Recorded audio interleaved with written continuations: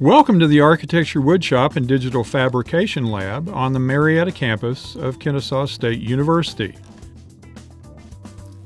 This video is about the measuring and marking tools that the shop has available to use. At the end of this video, you'll know about the shop's measuring and marking tools. You'll know what they're called, where they're stored, and how these tools are used.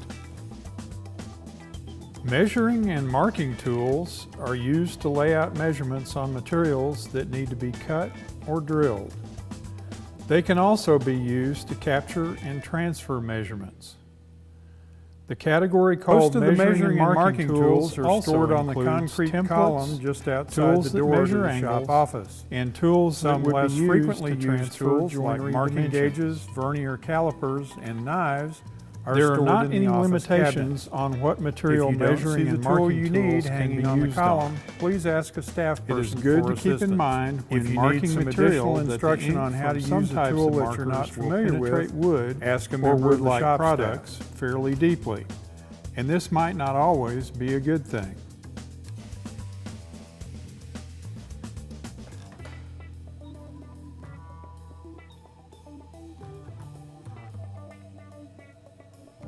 Tape measures are one of the most frequently used tools to make dimensional measurements when working in the shop.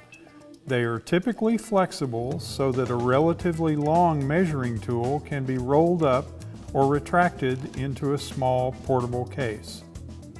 Ruler is a slang name used to describe a rigid straight edge that has a scale printed on one or more edges. The shop has scales in varying lengths up to 4 feet. A square is the name given to tools that can be used to measure right angles and sometimes other angles. Combination squares have a sliding head that can be used along with the beam to measure distances or to lay out 90 or 45-degree angles. Combination squares can also be used to mark off a distance from an edge.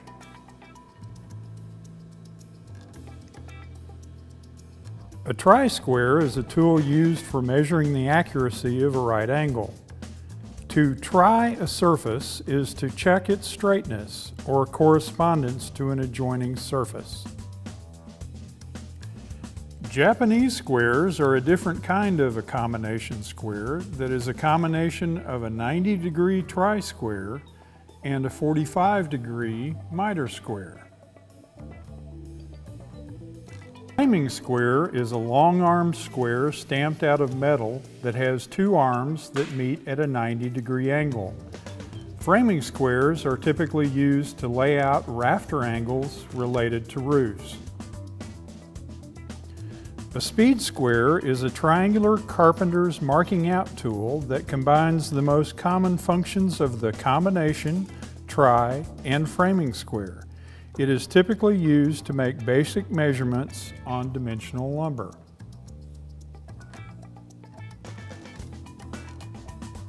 A T-square is not typically used in woodworking, but it is a drawing instrument used in drafting to make horizontal lines on a drafting table or board. The name comes from its resemblance to the letter T. A sliding T-bevel, also known as a bevel gauge, is an adjustable gauge for setting and transferring angles. The handle is connected to a metal blade with a thumb screw or wing nut. The blade pivots and can be locked at any angle by loosening or tightening the thumb screw. The bevel can be used to duplicate an existing angle or set to a desired angle by using it with any number of other measuring tools, such as a protractor or a framing square. A vernier caliper gives a direct reading of a measured distance with high accuracy and precision. These calipers combine a calibrated scale with a fixed jaw and another jaw with a pointer that slides along the scale. The distance between the jaws is then read from the scale. Vernier calipers have multiple jaws and can be used to make both outside and inside measurements. The thickness of material can be measured during thickness planing by taking an outside measurement. Vernier calipers can also be used to make an inside measurement of the width or length of a mortise cavity.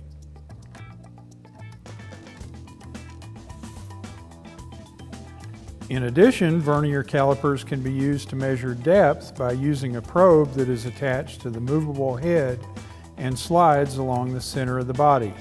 This probe is slender and can get into deep grooves that may prove difficult for other measuring tools. A caliper is a device used to measure the distance between two opposite sides of an object. A caliper is similar to a compass and typically has either inward-facing or outward-facing points. The tips of the caliper are adjusted to fit across the points to be measured.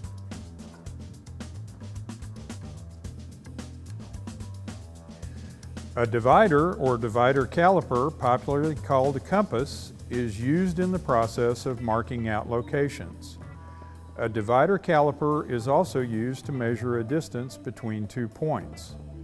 A divider caliper typically has points on the ends of both legs. A marking gauge is used in woodworking to mark out lines for cutting or other operations. The purpose of the gauge is to scribe a line parallel to a reference edge or surface. It's used in the layout of joinery. The gauge consists of a beam, a headstock, and a scribing or marking implement, typically a pin, a knife, a pen, or a wheel. The marking implement is fixed to one end of the beam. The headstock slides along the beam and is locked in place by a locking screw.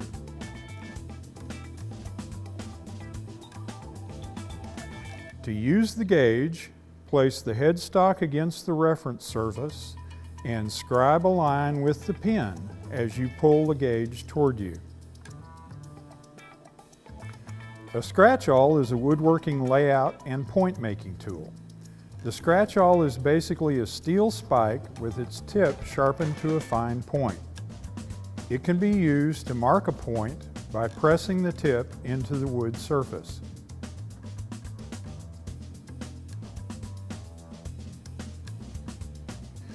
It may also be used to scribe a line to be followed by a handsaw or chisel when making woodworking joints and other operations. The tip of the spike is drawn across the wood, leaving a shallow groove. This instrument is generally used when dimensioning and for laying out with the grain. It may also be used across the grain, but is not the preferred tool for that operation. A marking knife is used to scribe a line to be followed by a handsaw or chisel when making woodworking joints and other operations. A knife produces a very accurate line, which aids in making accurate cuts with the saw or chisel. Knives are generally used when laying out across the grain. Be careful when using a knife with the grain, as the grain can pull the knife offline, which produces inaccurate lines. The scratch-awl is preferred for long grain layout. If you need to borrow a knife, ask a staff person. We don't usually leave sharp objects just lying around. A level is used to indicate whether a surface is horizontal, level, or vertical, plumb. Levels have vials at viewing points. These vials are incompletely filled with a liquid, leaving a bubble in the tube. Marks on the vial help to indicate when the bubble is in a centered position in the tube. At slight inclinations, the bubble travels away from the marked center position. Vials have a slight curve in them, so the vial you're using should always be positioned on the top side so that it reads correctly. Scissors are available, but they should not be used to cut sandpaper. That destroys the cutting edge of the scissors. Never run with scissors. Actually, never run in the shop. The shop also has a limited assortment of abandoned drafting tools, such as T-squares, scales, triangles, compasses, etc. Don't count on the shop to have such tools available, but we might be able to save you a trip back to the studio if you're having a particularly forgetful day. If for any reason you think that the tool or technique that you're using is not getting you the results you need, please ask a staff member for some assistance. Significant safety concerns when using measuring and marking tools include the following. Tape measures have metal tapes. You can easily cut yourself on the edges of the metal tape, particularly if you touch the edge when retracting the tape. Don't make sharp bends with a tape measure. They can permanently crease or even break. Most tape measures have strong springs in them to retract the tape. Rapidly retracting the tape all the way can snap the end of the tape into your finger or jerk the tape out of your hand. Maintain control of the tape at all times. Some marking tools have sharp edges or points. Use care when handling knives, awls, calipers, etc. Handle them carefully. If the tool is a type that can roll off the table, it will. Sharp tools always land with the point down. Do not put your toes at risk. Some of the shop's utility knives have blades that are scored strips which can be broken off to reveal a fresh edge. Great care should be taken to secure the blade when breaking off a section so that it doesn't fly up and cut you or scar your safety glasses. When measuring and marking tools are used, keep the following principles in mind. Inaccurate measuring and marking will produce pieces that do not fit together, do not align, and will have unsightly gaps. Poor execution will undermine a brilliant design. Measure as accurately as you need to for the activity that you plan to do. Rough cutting to reduce the size of material so that it can be handled more easily does not need to be as accurate as cutting to final dimension for fit.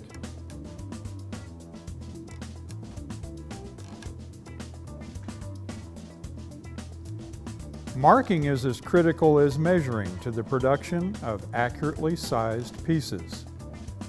The width of a marked line can introduce inaccuracy. Every mark has a width. While a dull pencil or marker may be fine for a rough cut, a narrower mark made with a sharp pencil or a knife is much more accurate for that finished dimensional cut. When you are marking a dimension on material, you're usually transferring a dimensional measure from a scale to the material, and this is an opportunity to introduce error. Take care to view the situation straight on and carefully align the marking instrument with the measuring tool. Remember that saw cuts have thickness. Don't forget to allow for the saw kerf during layout. For parts that fit together, transferring dimensions from part to part is more accurate than measuring one part and then laying out that dimension on the second part. The additional measurement step is an additional opportunity for error and inaccuracy. Whichever tools you use for measuring and marking, please return the tools to the appropriate storage area.